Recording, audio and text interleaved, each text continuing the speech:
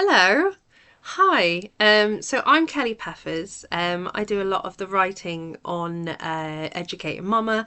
And this one of the things that I've been doing at work recently is all about misinformation and social media and discrimination. And I've also been doing it as part of uni, as part of my masters, and I wanted to share something with you guys because of the way that the world's going at the moment.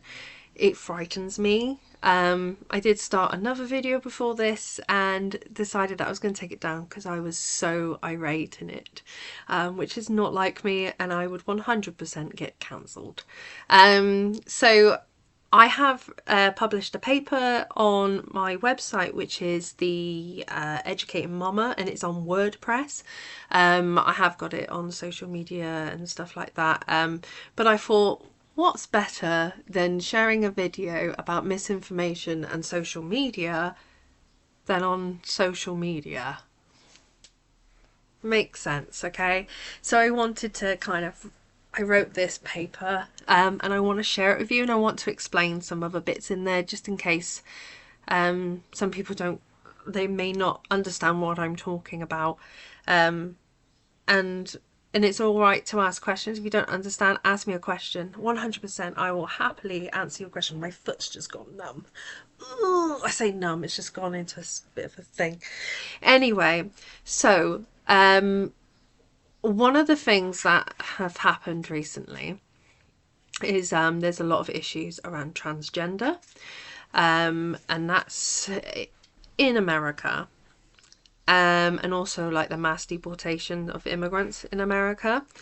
Um, and if I'm being totally honest, it raises concerns for the implications on the UK, because we have started already seeing stuff in the UK. Which one thing I can say is the 2010 clarification about biological woman and biological man. Interesting. Keep you calm, Cal. And from that, we've had umpteen amounts of protests with transgender and LGBTQ, and even just cis women and cis men standing up for them too, because it's disgusting what's going on. But these like labels of biological woman and biological man actually don't cover the complexities of gender identity. And I know some people will be like, well, you were born with the pieces, then you must be that. But like, just because you've got it in your pants doesn't mean that's who and what you are or what you feel inside. There is so much psychological, like, like psychology around this. I am a psychology major. I'm doing my master's at the moment, and I'm going on to do my PhD later on, hopefully this year, and like near the end of the year, or in the beginning of next year. So I will be a doctor, woo, in a couple of years' time, which that's actually quite funny. Dr. Peppers, what's the worst that could happen? Anyway, so with all these protests and everything going on, a lot of the media didn't actually show a lot of it. There was a lot, like myself and my wife and my kids were at the protest in Cheltenham. Now you're probably going, there was one in Cheltenham? There was. And there was a lot of us there. And it wasn't in any paper, any news source, nothing. There was also one in Gloucester.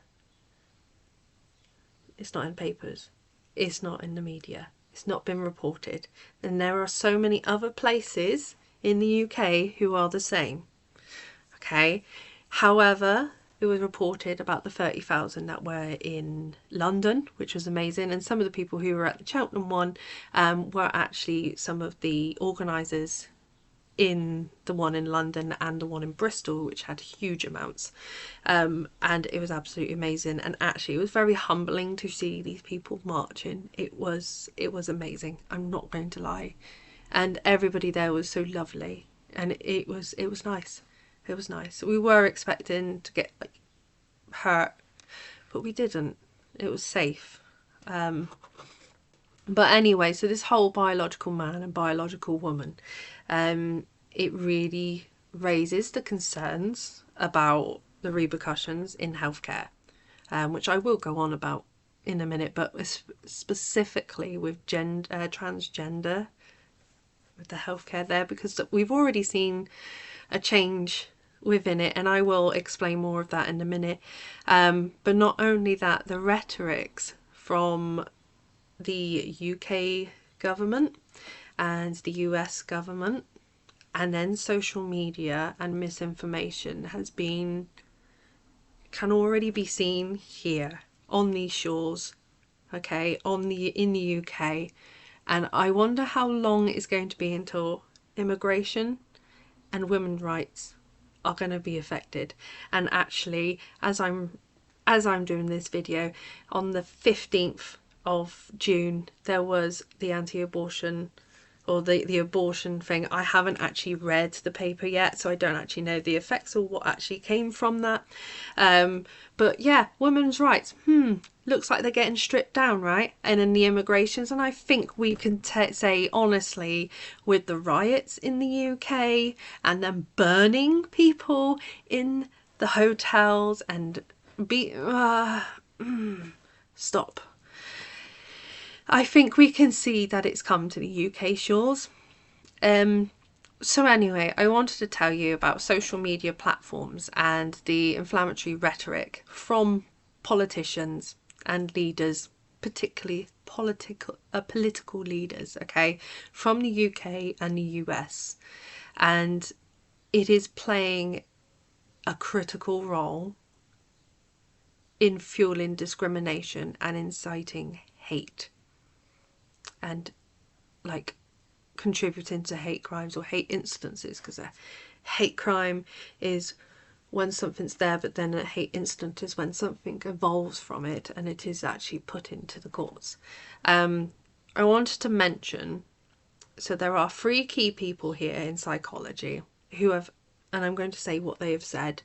So there's Bandura. So Bandura is Bobo the doll. And then Ainsworth, who's absolutely lovely, like a lovely lady. They do the strange experiment or the stranger, something like that. And then you got Milgram, who's the electric shock experiment. So there's 3 main people here, and all of them have said that authority figures, right, people look to authority figures to understand what they do, and they observe and they replicate what they say, what they do, their behaviours, their actions, they do it. Okay? So it is so, being a political leader, what you say, what you do affects everybody and everything. Okay? And with some of the things that are being said, come on, like seriously. And these behaviours are getting replicated in society and having real world effect. I myself and my family are experiencing these real life hate, this real world experience, because of the rhetoric, because of political agendas and with societal views. We are victims of it.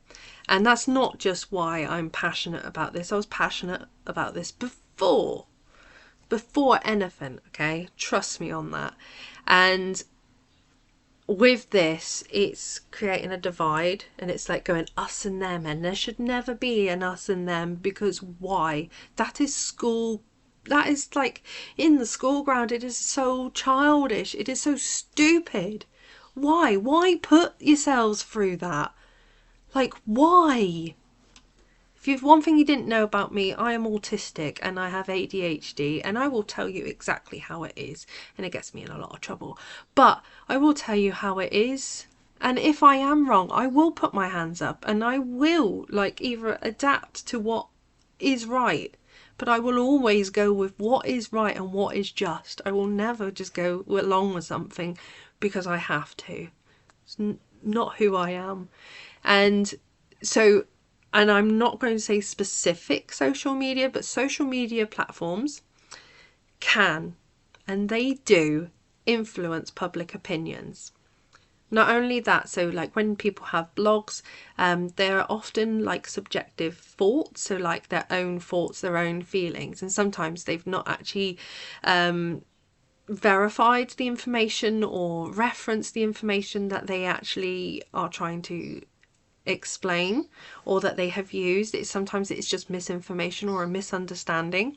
And then with this fast-paced nature of social media, of it being posted and then shared and liked, and so these are just going over and over and over and getting sent out so quickly. And then like not even that, there's these things called echo chambers within the dynamics of, and I'm not a computer expert. I think I may have mentioned this earlier. I'm not a computer expert, but when it comes to computer and technology and the code that's actually used in social media, these echo chambers are designed to allow you to see the things that you're interested in. So if you click on one thing, it's going to be like, oh, another suggestion, and then it will just start very slowly and slowly bringing you to a different narrative, and then like bring all these biases and all these misinformation things. And it's seen in America, it is seen in the UK, it is in the real world too. And it is scary. And one of the things we do need to actually put through is, in digital technology, we need to look at the ethical implications, because they are like, everyone has a profile now. I have a profile. I'm on my profile. But one of the things, like with these echo chambers, it will just, it's so hard to explain, but once you've viewed these particular things, you're kind of desensitized to it.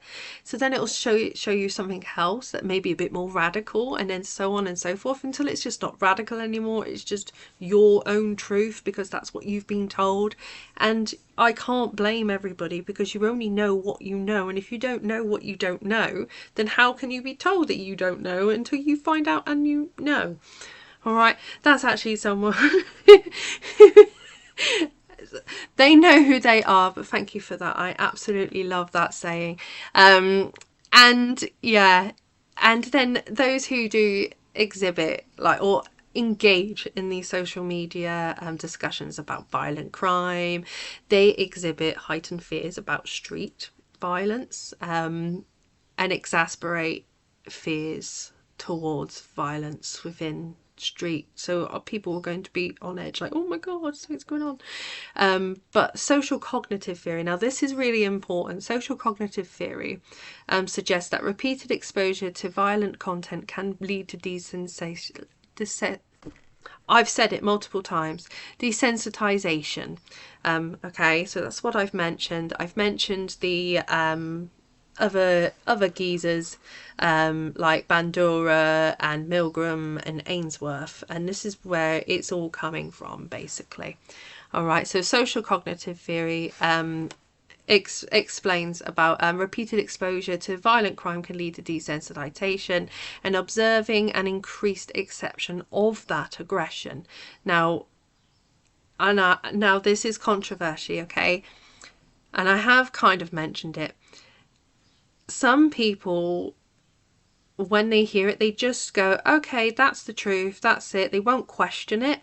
They'll just be like, okay, if that's what they say, that must be truth. And for example, the far right riots in the UK, where they targeted those hotels and asylum seekers, and they illustrated some really harmful actions, and the media with their narratives is like, they're coming in the boats, there's not enough. What are they gonna do? Like, they work, I'm not saying every immigrant is doing it, and I'm not saying a person is a person. They can be bad or they could be good, we don't know, okay? But everyone deserves a chance to survive. That just to survive, and then you can put them on trial. That's absolutely fine. But if we go into World War III, which is actually pretty eminent, if I'm being totally honest. If we're going into World War III and our like the UK is fudged, right, completely fudged, where are we going? Who's going to take us in? Their countries are in war. They are being hunted down. They are hurt. They are. It is the truth. Where are we going to go if shiz hits the fan? Oh, we ain't letting your immigrants in. You're bringing in too many people. Yeah, I understand about resources and stuff. However, I do believe that resources are being spent in the wrong places, considering they're taking all the money away from the NHS, which actually, if you don't have health, you don't have people. And if you don't have people, you can't monetize that. There you go. Just saying, right? So this xenophobic misinformation that was going around social media, yes, it was bloody disgusting, and no, those kids should not have died, and I totally agree. Yes, there should have been a protest, and I totally agree with that protest, and yes, it should have gone on. However, I don't think it should have taken that violent turn. I do not. Why? You're just as bad. How can you not see that? Why are you making it us and them? We're all people. We're all trying to survive. We're all on this bloody boat together, and you're just making it bloody sink quicker. Anyway, talking about transgender. Now, they are the 1%. And I really do think the majority of people are focusing on the wrong 1%. Okay? You're never going to get rich. You're going to keep low. You're never going to get up. Okay? The world is designed that way, no matter what we do, right? If we reach up that ladder and we're finally at that 50,000, oh, there you go. We'll take off that leg and then we'll put that threshold a bit higher. So you're always going to keep reaching and reaching and reaching and reaching, and it is disgusting. And so many people are with like food banks and stuff like that. It's disgusting. Everybody should have a home. Everybody should have heating. Everybody should have water. Everybody should have food. End of. Right? You give people the basic needs. If you want to get more, then you go and work for more. But everybody should have those basic needs, regardless if you're an immigrant, regardless if you're a UK citizen. Doesn't matter. Everyone deserves that. Everyone deserves a chance. And if they fudge up that chance, then fudge them. Okay? Give them a chance. They fudge up once. Let's see how they do. Obviously, if it's murder, fuck off. If it's GBH or something like that, and they're younger, but if it's a repeat offence, I'm sorry, they ain't gonna change. And I'm a psychologist, or a clinical psychologist. Like, no, I'm sorry. Like, you can try and try and try, and some people it just will never ever change. And you can try, and I'm sorry, and I hate that because that's not my ethos. I want to help everybody. But anyway, so transgender is a 1% in the UK.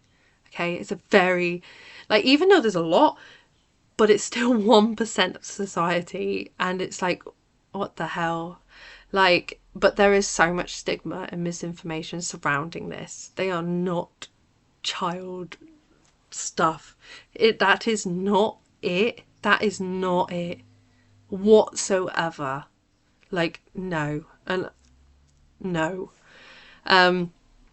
But for instance, and I have actually written, I'm going to read this bit. So the government exerts significant influence over the NHS policies. For instance, the proposal stating that transgender women should only be placed in a single-sex female NHS wards has already permeated the ethos of the NHS. Okay, so basically the government has said, oh, transgender women should not be placed with other females. Okay, all right. But that's not the ethos of the NHS. But one thing I would like to point out, what about trans men? Is it the same? If not, why does this make trans men or cis women any different? Okay, so, but the NHS does come back when this policy came out, and it said trans men should only Trans men should be... Get it right, Kel. Trans men should not be accommodated in single-sex male wards. But again, why only female? Why only female? Transgender female. Why only female? But the NHS does suggest that transgender individuals whose gender identity differs from their biological sex may be provided with single rooms. Single room is nice. Don't mind that. Privacy. However, this recommendation could actually inadvertently out people. And it also shows the disregard for their identities, and these practices may lead to alienation, us and them, and distress, further isolating them from society and perpetuating the notion that their identities are invalid. Yeah, well done. Like, I work for the NHS, but I don't agree with that. Like, come on. Like, can you not see how, like, just because you're bending over backwards for the bloody fascists doesn't mean, like, come on, right? But, and I'm going to talk about the GIC now. So the NHS is notably inadequate right now. There is only 7, I believe, of these gender identity research and education society places, or the gender identity clinics, which is called the GICs for short. And government guidelines, I'm going to read this properly to make sure I don't deviate. Government guidelines restrict access to puberty blockers, which are crucial for alleviating gender dysphoria. This restriction often delays access until individuals reach the age of 18, leading to their prolonged discomfort and uncertainty regarding their bodies. Now, I am going to say we've got 2 people here, okay? No names. This is a transgender male and a actually no, we've got 4 people. Right, I haven't got... We've got 4 pens here. Oh, bugger! That can just live there. It can live there now. We've got a bent pen left on the radiator. Right. There you go. We've got 4 pens. Okay. We've got a transgender male, transgender female, cis man, cis female. Okay. Now, this cis female, okay, she's gone to the doctor. Hello, doctor, I've got really bad acne. Okay, so the doctor prescribes some puberty blockers because it's really good for getting rid of acne. Okay, thank you very much, doctor. My skin is beautiful. La la la la la. Right, and off they go. This geezer comes in, the cis male. Hi, doctor. My skin is really bad, and I have really bad acne, and I'm not disregarding any, like, because it can be really bad, and I have seen cases of it being really, really bad. So please do not think that I'm disregarding this, okay? However, oh, my skin's really bad. What can I do? And he might get puberty blockers as well to help with the skin. Fantastic. It's brilliant. It's a preventative. It helps. It should help. Hi, my name is blah blah blah, and this is your transgender male. About to start puberty, okay? And with this, they will go, right, I do not know whether I'm A or if I'm B. However, I do know that the way that my body is reacting at right now is actually causing me more trauma. It is actually causing me more internal discomfort and dysphoria. And I need to know. A puberty blocker allows them time to go, okay, it doesn't have any effect on the effects at the, like, as in they can still have children if they decide not to carry on taking it and stuff like that. All right. It will just stop the development, because if the development happens, that's it. They have already matured into the female or the male sex. And if they haven't made that decision, then that's it. They're stuck with that. So if they get just that little bit of time to be 100% sure before you just take it away, what harm? is it doing? What harm is it doing these two? Apart from having beautiful skin. Like, it's not doing any harm. But the fact that the government has stopped it, it's just made it even worse. And then taken away the gender clinics and restricting the access for this 1%. And what's even interesting, only 1% of all people who transition detransition. One fucking percent. Yes, it's hundreds because it is a 1% of a majority. However, it isn't like there are the majority of reasoning behind them detransition is because of family and because of society and the way that we are scared and the way that things are happening. Like, look at America, look at the UK, open your eyes. So, just in conclusion, okay? Misinformation on social media and inflammatory political rhetoric, so the politics and social media with misinformation, contributes to fostering discrimination and hate crimes with public figures influencing societal attitudes. Social media platforms can shape public perceptions but often disseminate sensationalized and unverified content, so basically getting used to violent contact, and then that's okay because that's what they've seen and that's what they're going to emulate.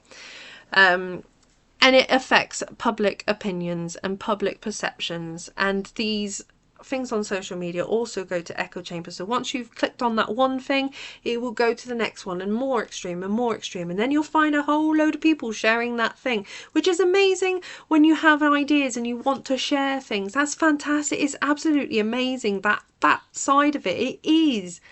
But then when you have this hate-filled misinformation, this horrible xenophobic rhetoric, it's just but these echo chambers, they just keep bouncing and bouncing and bouncing and bouncing, and we see it in the US, we are seeing it in the UK,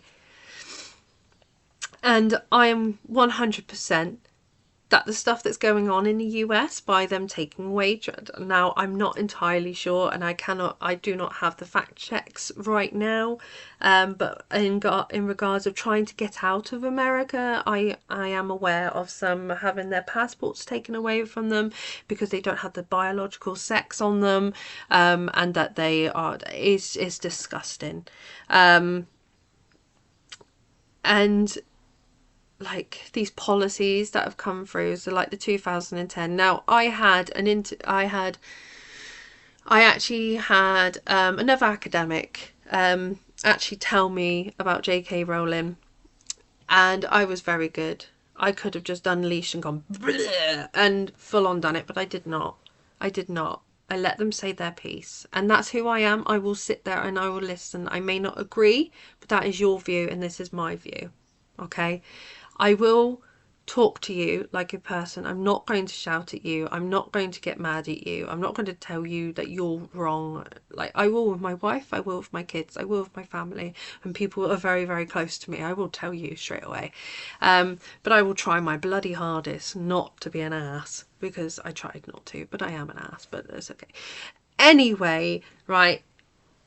Misinformation on social media, just be careful what you click on. Just be careful on what you watch. Be careful of who you talk to.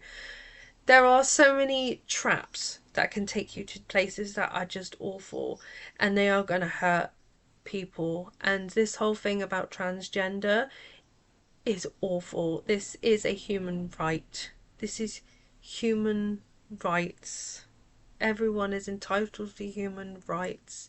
And if you can't see that, then I don't want to know you. I don't want to be in a world with that. I don't.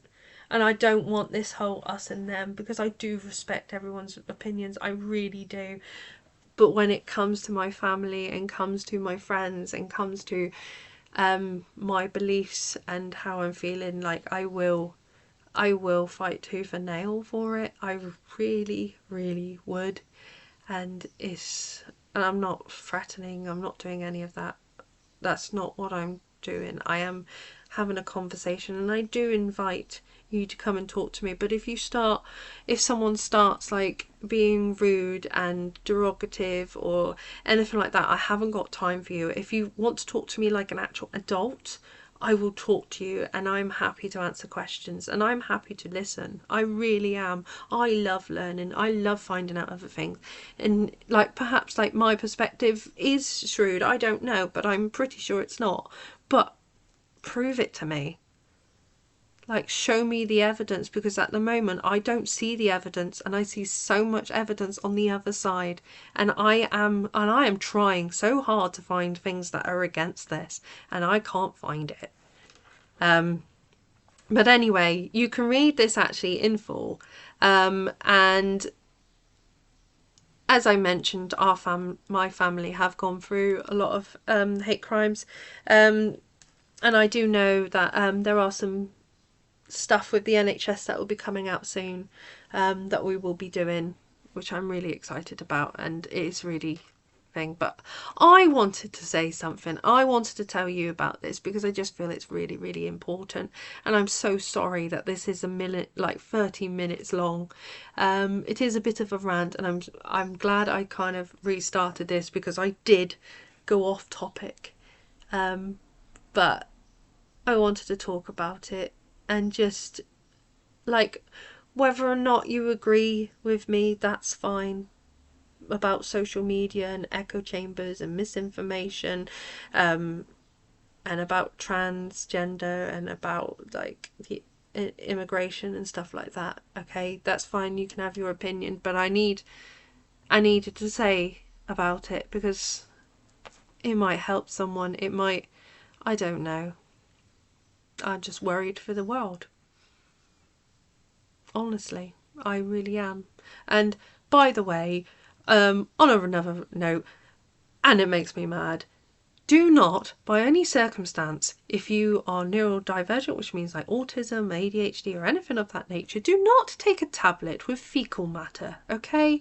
That is not going to cure, it's not going to cure it. It is absolute bullshit, okay? Do not believe what that idiot in the US is saying. That is bullshit, okay? That is not, no. No. Do research, read, look into it. Don't just take things as face value. Read it first. Reread. Find out what's going on, alright?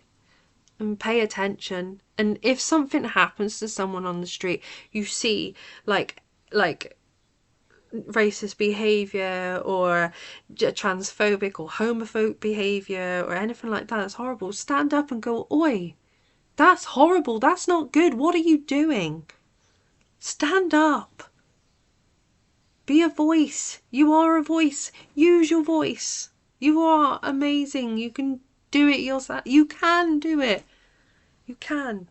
Make this world amazing. I've dropped everything now. Make this world amazing and how it should be and how it could be. Alright? It shouldn't be this war-filled hatred. It shouldn't. And at the moment there are some very, very powerful people, and they are individual people on friggin' fingers above buttons, and it is terrifying because of misinformation. Anyway, thanks for watching. Bye.